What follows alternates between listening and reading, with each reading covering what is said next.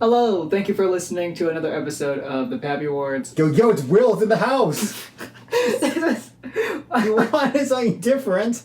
You wanted something improbable. This is true. This is season 2, episode 1, where this season is all about superlatives and giving superlatives to film and doing the unexpected. This was truly not the way I envisioned our second season, our fine established second season kicking off, but and yet here we are. Here we are. The probability of this happening was 2 to the power of 2,745,632,001, and yet it happened. Here we are.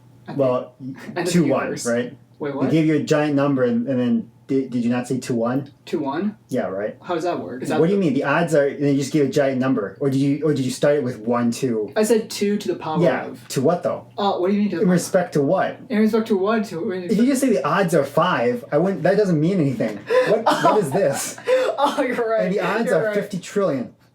Okay, and what? To what? Like, what's the ratio of the odds, or what are you doing? You're at the Kentucky Derby, and all they give you is the odds are 50 trillion. No, just 50 trillion. Yeah, 50 trillion. Yeah, I just look at you and be like, what does that mean? Is that the pot? Is that the payout? Is that the ratio and it's applied to 1? If you're able to pick up on any of these subtle references, you're right. We're talking about Hitchhiker's Guide to the Galaxy. Oh, we are? I was talking about the Kentucky Derby. All right, sure.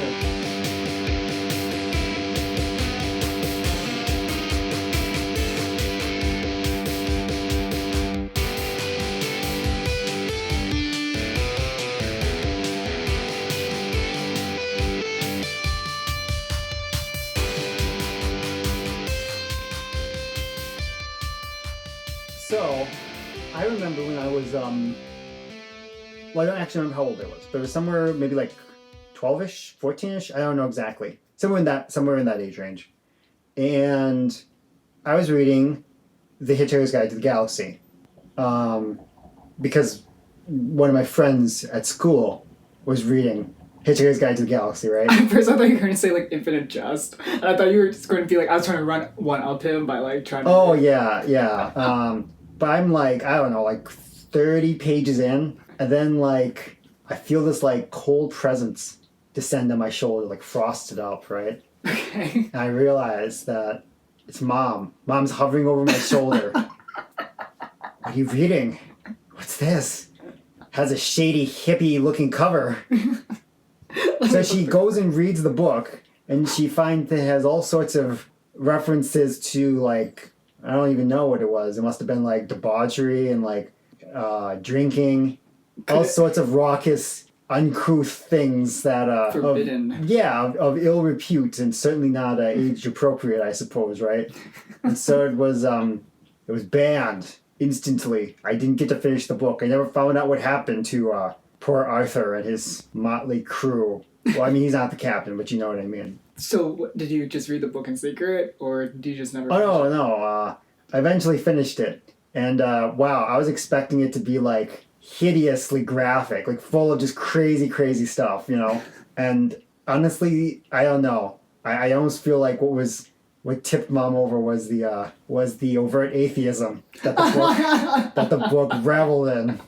I mean, there's a early joke that features about the babblefish, about it disproving God, and God is like been patently disproven, and he implodes or poofs away from existence because he's been disproven through logic, right? Because the babblefish through its absurd existence ruins him, right? I mean, for context, there's a trilogy in the universe of Hitchhiker's Guide to the Galaxy. The first book is Where God Went Wrong. The second book is Some More of God's Greatest Mistakes. And the third book is Who is this God person anyway?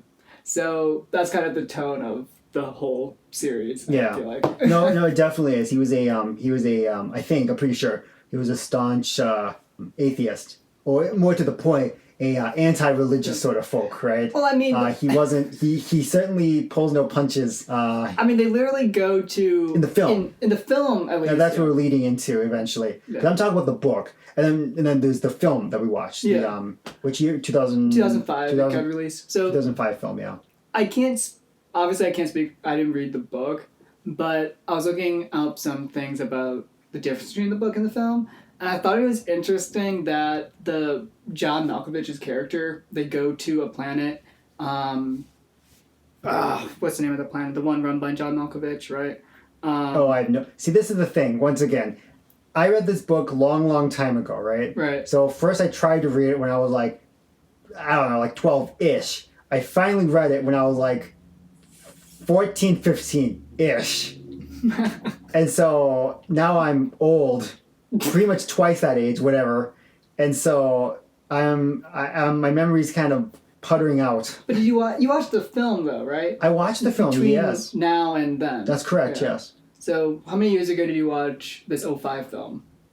Oh, I have no idea, to be honest. Okay. It was after I read the book. Okay. And see, I remember liking it. So it was hilarious watching you sit there aghast that you were watching the worst film you've seen, like, maybe ever. That's not true. Not ever, but... Well, you were having the same reaction that I had when I watched The Wild. Disney's The Wild.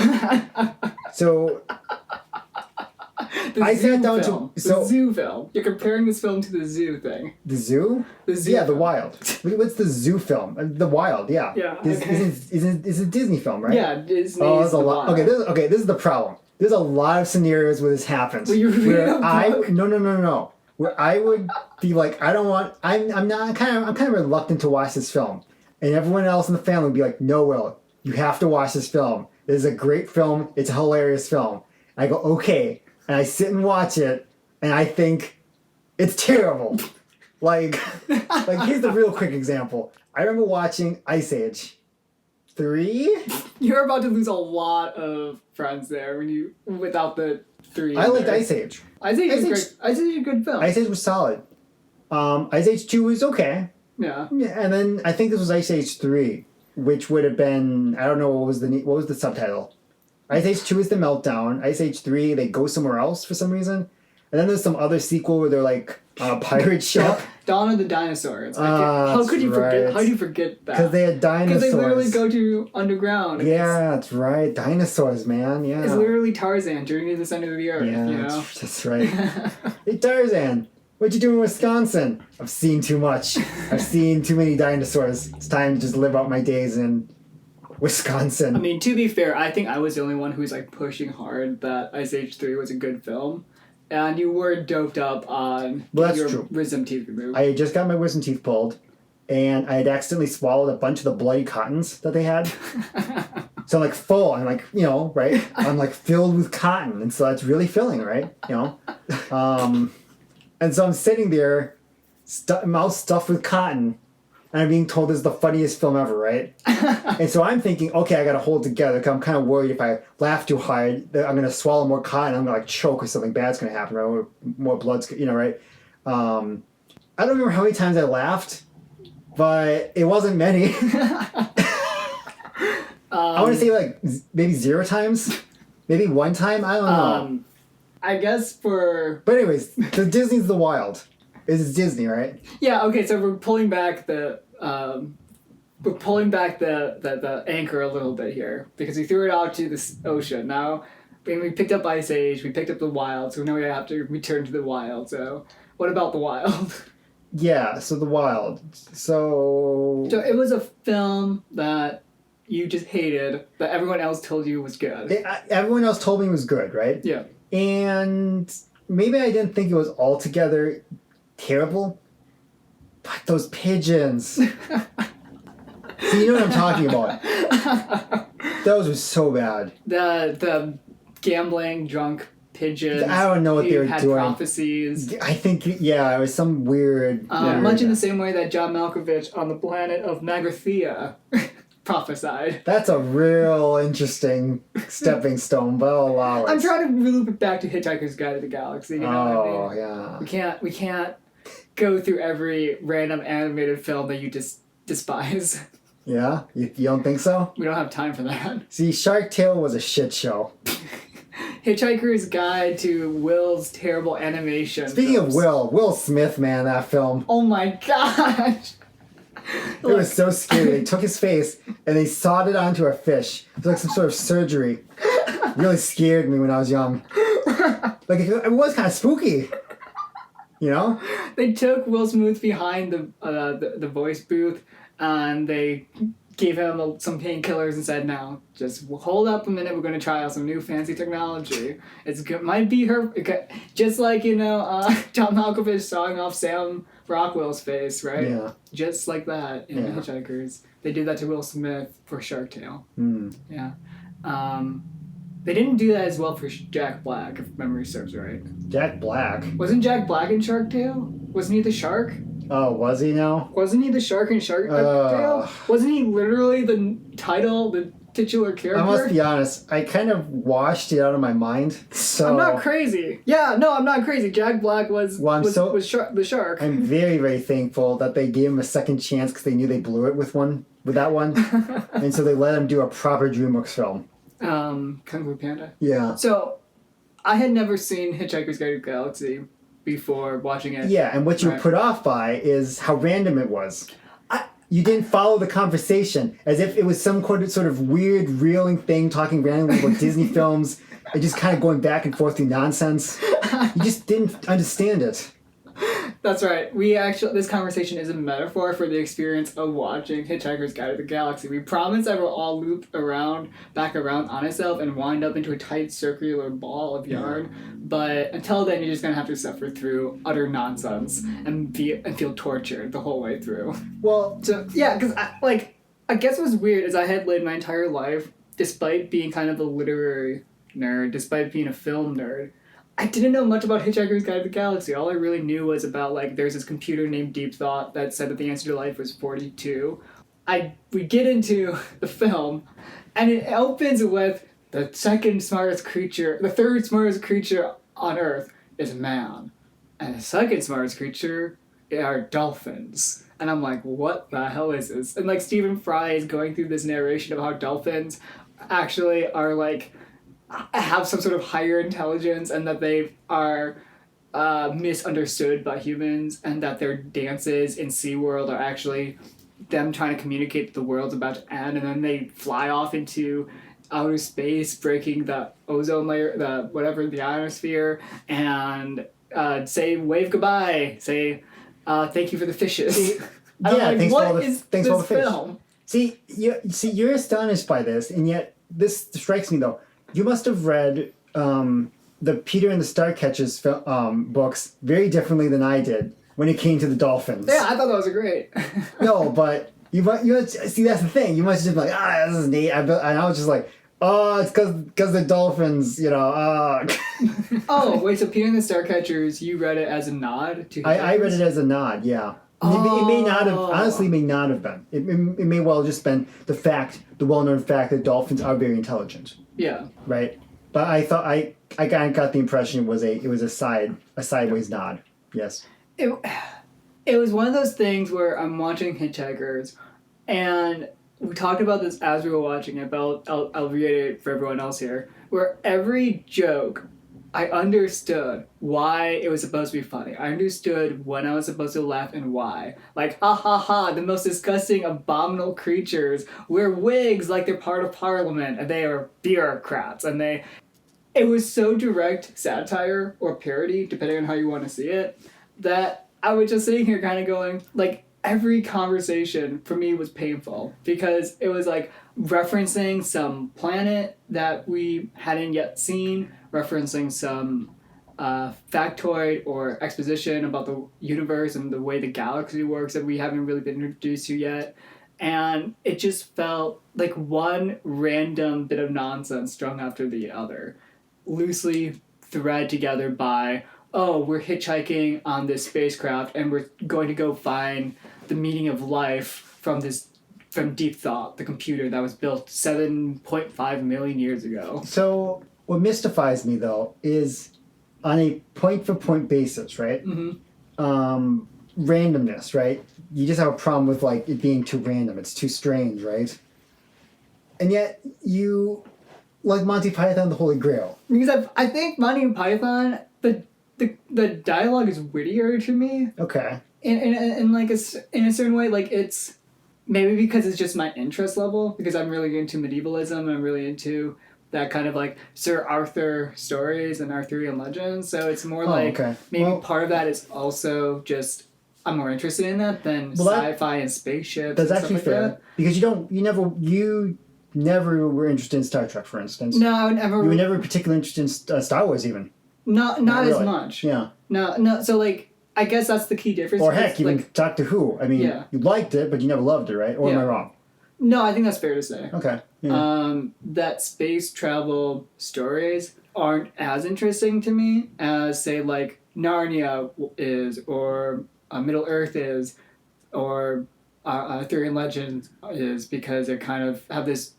They have this roots in like British medievalism and British knights and the Round Table and stuff like that. Whereas, I guess for me, sometimes space travel I sometimes get lost and bored by too much world building, where there's so much made up world to explore that just kind of feels like everything So, is a Deus Ex. Like literally, it feels like everything in space travel films is a Deus Ex Machina, because space films struggle under the burden of needing to just pack in a ton of incredibly new things. So like, just sitting here with like Hitchhiker's Guide to the Galaxy, it's like Vogon. What the hell's a Vogon? But you just told me. You said it was the most garishly grotesque version of a bureaucrat you could imagine. It's very direct, actually. Yeah. What is Deepthought? They have to take the time to explain the origin of the computer Deepthought. They have to take the time to explain the origin, like who Hama Kavula is, Zaphod's opponent, the kind of priest of the church. I don't even know what you would call the name of the church is. The planet he lives on is Viltvolde the Sixth. So like they just like, I don't know. For me, it was just a winding road to nowhere for such a long time in Hitchhiker's Guide to the Galaxy.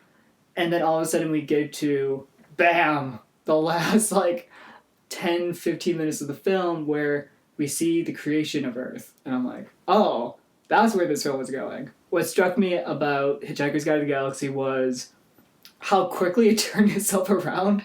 I still can't think of another comparison point or another film that does this, but Hitchhiker's Guide to the Galaxy, I already know that... Well, in fairness, though, if you really don't like a film, you bail. That's fair. So like, you know, any of these films could have turned around magically from the F film they were to, I don't know, an A film. I guess, but I think I said at the time, the reason I didn't bail was because they spent the time to do the credits at the beginning. So they showed Helen Mirren, John Malkovich, so you stayed Warwick for the Davis, star Alan power. Rickman, Martin Freeman, Zoe Deschanel, Sam Rockwell. Like, but what if I told you there's a film with Jack Nicholson and Owen Wilson? That they don't have the same reputation though as those as that star power. Well, right? Well, I guess that's true because they're going through the British circuit, because and like, there's a seriousness to it. Because Alan Rickman isn't known for taking on roles that are just dumb. They're just stupid films and stupid roles for him to be in. There's a level of like reputation that Alan Rickman has, that Helen Mirren has, that Sam Rockwell has, that John Malkovich has. That it's like, if they're in the film, if they're going to take the time out of their lives to be in this film, it means that there was something there that they really felt was worth doing, versus some actors like Owen Wilson, who sometimes has the reputation of taking on roles where it feels like he knows it's not going to be a great film. He's just doing it because it'd be fun. Because it might be fun for him personally. Sure. Right? So for me, when I saw the list of the cast pop up on the screen at the beginning of the film, I was like, there's no way this film isn't worth seeing at some level. But then like 20 minutes in, I'm like, this is dumb. This is one of the dumbest films I've seen in a long time. You gave me the look I gave you during The Wild. When the pigeons started going, ooh! A future! It turned itself around, though. It turned itself around eventually. And it's hard to explain in this medium of the experience of watching the film and you get to the end, and then the ending explains everything about why they were doing what they were doing in the film in a way that completes it. It connects all of the random dots and threads them together in a way that I really just wasn't expecting. where all of the seemingly randomness of the film actually was connected.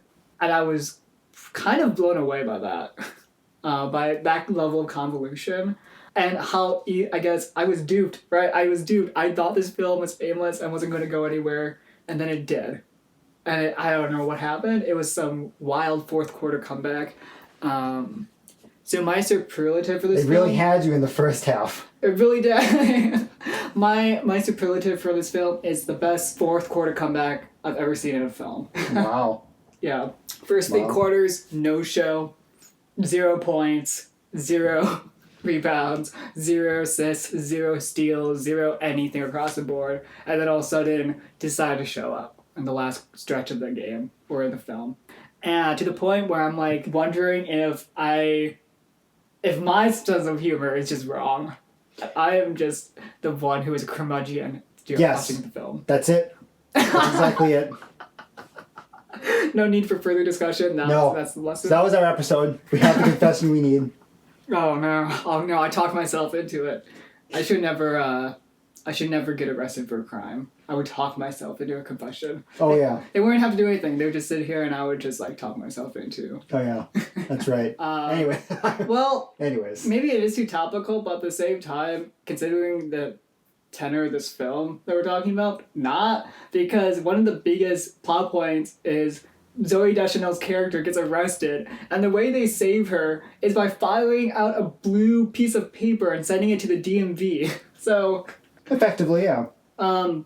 Going through a bureaucratic mess is the way to save someone from the chopper. Literally, she's dangling over a giant paper shredder, and they're going to kill her that way, execute her. Was that did that remind you of Jupiter Ascending? Wasn't there a scene when they were suffused in bureaucracy and paperwork? Like you had to go to a different department. I'm gonna be honest. You have to go to a certain department and they go there and then you have to go somewhere else. No, Jupiter Ascending is a film that was so bad that I have erased a lot of it from my mind. Oh, I remember, well, not extremely well, I mean, but I do remember it, yeah. And I think, to be fair, that's maybe a bit harsh because Jupiter Ascending just hasn't, for me, have anything going for it. Hitchhiker, I could tell that it was a matter of preference. I could tell watching the film that they were doing what they wanted to do in terms of like the plot points, the pacing, the direction, the comedy, the script. Like everything was going the way I could feel the director wanted it to. I just wasn't on board because I just wasn't laughing along. And part of it I think is on me, but also part of it is just that's just not my cup of tea. Well,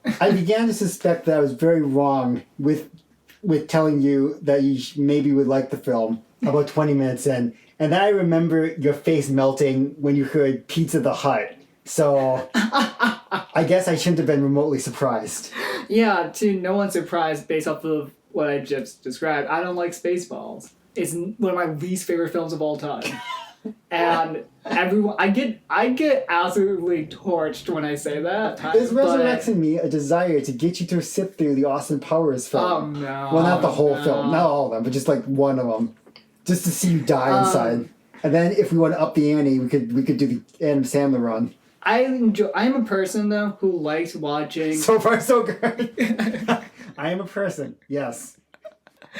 I'm a person who enjoys watching bad films. No, it doesn't matter. I enjoy watching bad films that are so bad that they make me laugh. Like I don't really consider that a waste of my time, but that's incredibly narrow though. Yeah, but they're like okay. But if I'm watching just a bad film, and I'm not even like feeling like I'm learning something from the experience of watching a bad film, like this is bad because of this reason, and like trying to figure out if I'm like, how can I put this?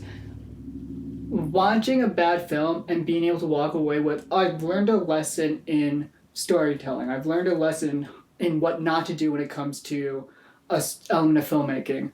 I feel like that's important. That's something valuable. But if I'm watching a film like Spaceballs and I walk away just feeling utterly like there is nothing to be gained here for me, then that is the worst criticism I can give for a film, is I have learned nothing.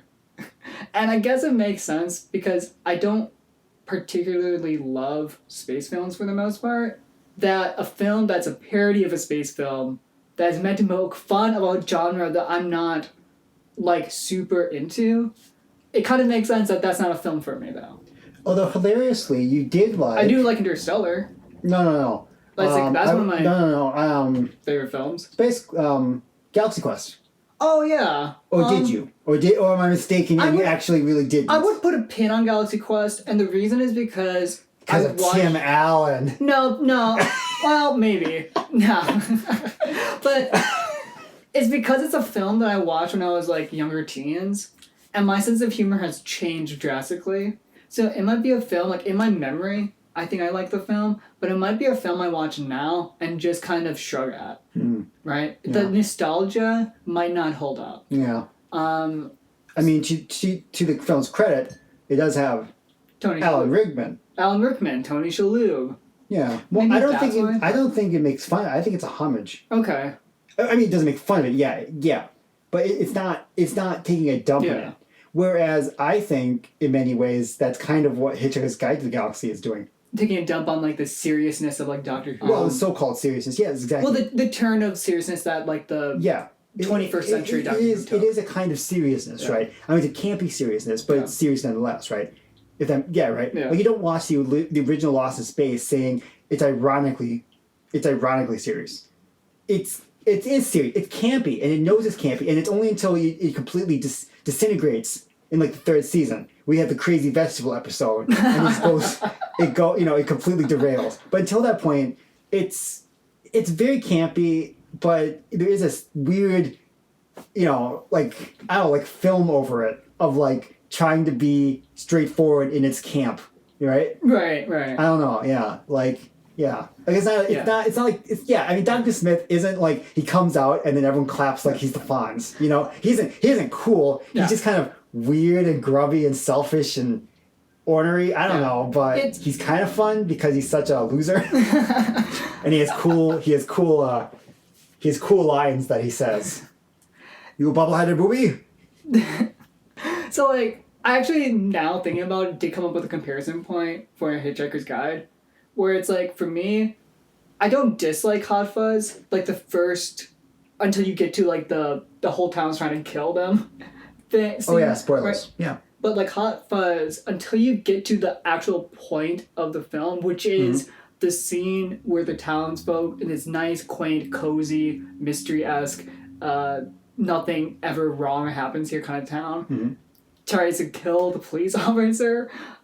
Hot Fuzz was just kind of a coasting film, a film that just kind of rises to this plateau of just pleasant, but nothing interesting really happens for the most part. Nothing terribly funny, nothing terribly boring, just it is what it is. And then you hit the point of the film and it's hilarious. And it's a success of a film. And I think Hitchhiker's Guide maybe does that for me, that feeling of until you get to the point of the film, which is Arthur Dent, played by Martin Freeman, he sees Earth itself being created and feeling like, oh, this is maybe not the meaning of life, but part of it is feeling like home exists, feeling like the world has a certain order to it and a certain natural, like, evolution to it that makes sense to me, right? And until you hit that point, that's the point of the film of the world doesn't make sense until you make it make sense, right? Love doesn't make sense until you make it make sense. Being part of the universe doesn't make sense until you make it make sense. Is kind of what Arthur Dent sort of learns in that moment.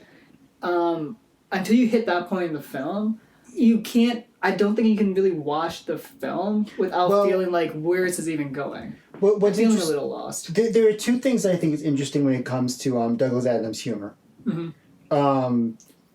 One, I don't think is transferable, unless you just do it directly. And the other, I think, is transferable. I think they do an interesting job. So I'll touch on them very as quick as I can. Right? Yeah. So, and I'll tell you what they are directly. So if you ask, well, what are you going on? I'll tell. Okay. So the first one is wordplay. And the second one is the meaning of life. Or the meaning of things in general, actually. Yeah. Okay? Like absurdism. Okay? Yeah. So, in case you ask me this. You can edit what I just said out. Like the statement of contents, right? Yeah. The table of contents, but that's so I don't lose myself. So, one of the things I think is interesting is when you read the book, what is what makes it fun to read is that it's just replete with absurd lines and just hysterically bizarre or nonsensical ways of looking at things. I don't have any ones lined up. No.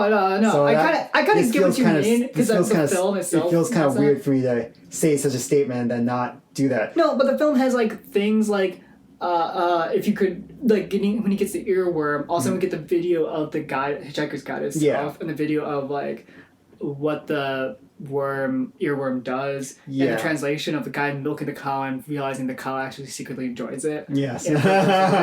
Like that's so out there. That's like, okay, Douglas Adams, you weirdo. Yeah. No, it's exactly like that though. And because he's an ever-present narrator. Mm-hmm. The only because you haven't read Adams, the only comparison I can think of someone who dominates the force of the narration so powerfully.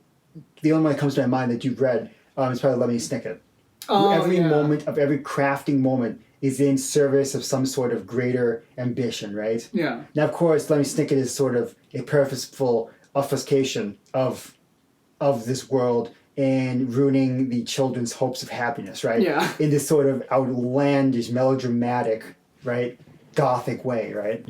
But what I think Adams is doing is making fun of the sci-fi world, and one way of doing it is wordplay, of course, right? Mm-hmm. Kind of these absurd. I can't remember exactly the line, but there's something really funny about money that he does very early on. I remember the very first time I read it before it was confiscated. I remember laughing at this line. It had to do with like money. It was basically something like people, the earth beings being very unhappy because of the green papers being obsessed over. And this is very strange, all the people being unhappy, because the green paper wasn't unhappy. and he's kind of sit there like, what the heck is that, right? And you laugh because it's so bizarre, because like, what do you mean the green paper isn't happy? So personification of things that you just never expect to be exactly, just completely out there wacky stuff, right? Or just turns of phrase that just really bizarre and hilariously just bizarre, right? And then of course I mentioned the one with the babblefish, right? Yeah. I think it's called babblefish, right? I'm forgetting. I've been calling it the translator fish or the earworm. Yeah, because I can't remember. I think I'm close. If not, whatever. I know everyone who loves the books are gonna kill me, but I think I'm right. I hope I'm right. But I remember, there was an early thing with that, a throwdown involving him and like this definitively destroying God, like making him poof into non-existence. Just a mean jab at religion just for the hell of it, right? Yeah. Just to be comical, though, right? And the whole thing is it reminds me of the arbitrary inventiveness of like Alice in Wonderland. Reading it, how it just why is this happening, right? And it's like, well, basically, there's no reason why any of this stuff is happening, and why any of the characters are named the way they are. It's just for fun. It's just to be weird. And so the names of these characters in Hitchhiker's Guide are just nonsense, ridiculous names. And when I remember reading it, right, and these ridiculous names would appear, I would just I wouldn't even try and pronounce them in my head. I would just be like, oh, that guy, that character, right? Whatever, you know what I mean?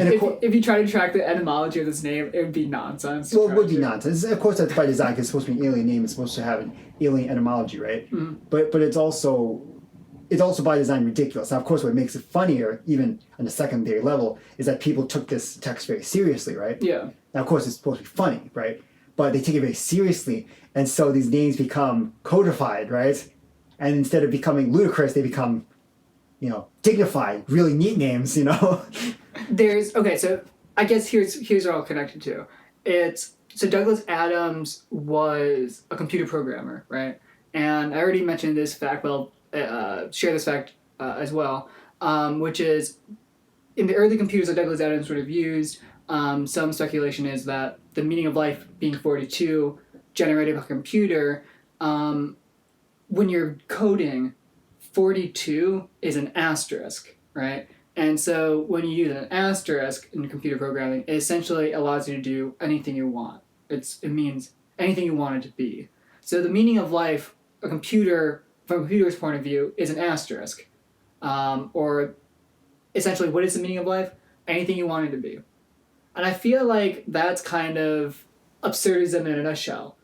What is the meaning of this? right? Why did you create this piece of art? Why did you say this line? Why did you do this thing? Well, it's because life is absurd. Life is random. Life doesn't always connect, right? The meaning is I make it whatever I want it to be. And for many people, like Arthur Dent, who is supposed to be like the everyman, going back to the 1200s here, the everyman, meaning of life often comes down to relationship, a love, right? Romantic love. I want to be with this person. Why? Because I do. Because love is something you can't explain. Love is something that... Evil and wicked. That's evil and wicked, you just said? Or what did you just say? You heard me. Why are you trying to sound like 1200s? Everyman? What are you talking about? I can't tell if you're trying to be like a 1920s like radio broadcaster or if you're trying to be like, I don't know, Alfred Hitchcock. What are you doing? Alfred Hitchcock. Now you're confusing me. Do you think that Alfred Hitchcock talks like this? I don't know what you're doing. I don't know, does he? Did he? I thought he talked more like this, and he was very gentlemanly, except when he talked about really... What did he talk about, Will? I don't know. Name 5 things that Alfred Hitchcock talked about. Go. Scary things. 1. Yeah. You can't name more than one thing that Alfred Hitchcock might have talked about in his life. Oh, might have? Yeah. Books. Yeah. Wardrobes. Wardrobes? Yeah. Okay.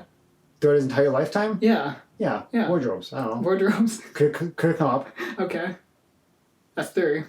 The The Shape of Water and Daedalus's Labyrinth. Done. Shape of Water? Yeah. The film? No, not the film. The literal shape of water. Looking at water and be like, what is the shape of water itself? There is no shape of water. But what if there was? But there isn't. But there is. What if triangles are 4 sides? But they might. But they can't. What if I just looked at a What if I just looked at a 4-sided shape and said that's a triangle? Then it would be, but you would have to change the etymology of try. What if I picked up this pencil and said this is called a frindle? Well, that wouldn't be a problem because there's nothing else that a frindle would be except the item that you give it the meaning for. Now, if you said this and you held a pencil, this is a cup, then I start to worry. Now we're going straight to like dog tooth land. Okay, but you know how you can take out the graphite lead part of a pencil? What is the wood part of a pencil except a cup holder for the lead graphite? Yeah, absolutely. What is a bird cage except a bird's labyrinth? No, it's just one wall. Just one wall, all encasing. Depending on the number of bars, there's a lot of walls. No, that there was, in that sense, there's no walls. The railings make up a single wall, a single barrier that goes around you. So things we've learned. Hitchcock likes to talk about scary things, books, wardrobes, The Shape of Water, and Daedalus's Labyrinth. What? We've learned that... What is Daedalus's Labyrinth have to do with anything? It's just something that Hitchcock might have talked about. When? Which film did he do a labyrinth Well, in? it is the onus, because I said that it's something he talked about, the onus is up to you to prove that he didn't talk about it at least once in his lifetime. No, that's really not how it works. This is all to say that absurdism sometimes requires a lot of deep thought. Right. Sometimes requires no deep thought. And sometimes it is overthought. So this is what I was trying to think of. Okay. I guess. We are 20 minutes over. Ben, no we're not. By the time you edit this, there'll be 8 minutes of good content. Okay. Go. Yes? We'll see what happens. Absurdism. It's a thing. Bless you. Thank you. Amen. The humor is based on the idea that you can do very strange things and then the power of it is in how inexplicable it is, right? Yeah. How bizarre it is, right? Mm-hmm. And so there's nothing more direct than having some sort of like drive that is powered by improbability, right? Yeah. And that is a direct invitation, right? Or a way of in the most patently and presentably and visibly half-assed way of reiterating the idea that I'm going to just make random things happen for no reason just because I feel like it. And so that's how you get an incident of like a whale falling very quickly and then dwelling on life for the brief moment that the whale has life, right? The film seems to be about the absurdity of life. That there is something strange to reckon with the fact that in Adam's eyes, that there is no deeper meaning to life. He's a confessed atheist. And that seems to primarily spring from, if not a logical standpoint in his eyes, then just flat up that he thinks religion is a bunch of hokum, right? Yeah. It's just an elaborate hoax created by cults who like their power, right? It seems like a pretty direct thing, right? Especially when you looked at with the president that should have been, right? The Malkovich character, right? Yes. With the crazy name, who actually looks like some kind of mechanized spider. And then, of course, even using the point of view machine, right? He wants to acquire it to grow his cult. Clearly, is his ambition, right? When you're left with a universe that is so uncaring, right, and so glib, right, that some idiot is willing to just sign off on paperwork to incidentally destroy an entire planet, it makes you wonder what the point of life is, right? Like the universe and everything, what the meaning of it is, right? And what the answer seems to be is to embrace the insanity. It's interesting because I think maybe for me, part of the reason Hitchhiker's Guide didn't sit well initially, but it's because it was veering directly down the path of nihilism and just pure nihilism, and then eventually it swerved and became absurdism, right? I think so. Well, remember though, because a lot of the jokes are, I'm trying to think, to me, what makes it itself, truly itself, or unique, is the fact that the jokes aren't explained. The book goes out of its way to explain why you need the towel, right? Yeah. What you realize is that there really is no reason. There's no secret unlocking meaningful reason everyone carries around towels, right? Now the book explains it in further detail, right? The so-called value of it, right? But the film flat up ignores it pretty much, right? Oh, yeah, or uses it as kind of an arbitrary tool. We can slap around and use it as kind of a tool, right? It becomes kind of useful in a kind of a mundane sort of way, right? But the fact of it is, what's the actual intrinsic value of having it around to be a hitchhiker? I mean, the joke of the whole thing is, of course, that Dent is wandering around his robe, right? Yeah. And then he's told to have this towel to stick around his neck, right?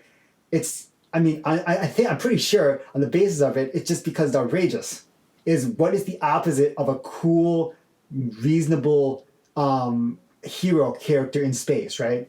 What's the quintessential version of a hero in space? A warrior knight, has a lightsaber, has a cool laser gun, right? Has his wits about him, etc., right? Yeah. So, but what's the opposite? Because I think the whole book's a troll. Well, the opposite is Arthur Dent, someone who takes a cowardly and what's his action. Name? His name is Arthur Dent. And yes, exactly. And he makes a dent in the universe. But yeah, it's a purely, hilariously whatever name, right? Kind of moses around the universe in the most inefficient gear possible. Bathrobe and it's towel. this kind of weird Seinfeld in space kind of. Where are we going? I don't know. The what are we doing? fact I that don't you know. have to describe it, you can describe it that way, Yeah. and it makes sense to me and it tracks, maybe explains why I didn't like the first part of the film. Well, that might be it then. With that all being said, we're kind of running short on time. Yeah. My superlative, for sure, I'm sticking to it, is still going to be this. My superlative for Hitchhiker's Guide to the Galaxy is greatest fourth quarter comeback I've ever seen in a film. Do you have a superlative you'd like to give it? Farthest that a whale falls in the open air in a film ever. I can't argue with that. This has been. I don't know how you could. This has been the Pappy Awards. I'm Ben. This is my brother. Yeah. William Dent. No. William McFly. No. William Beggins. That seems weird. Well, allow it. Signing off. Bye.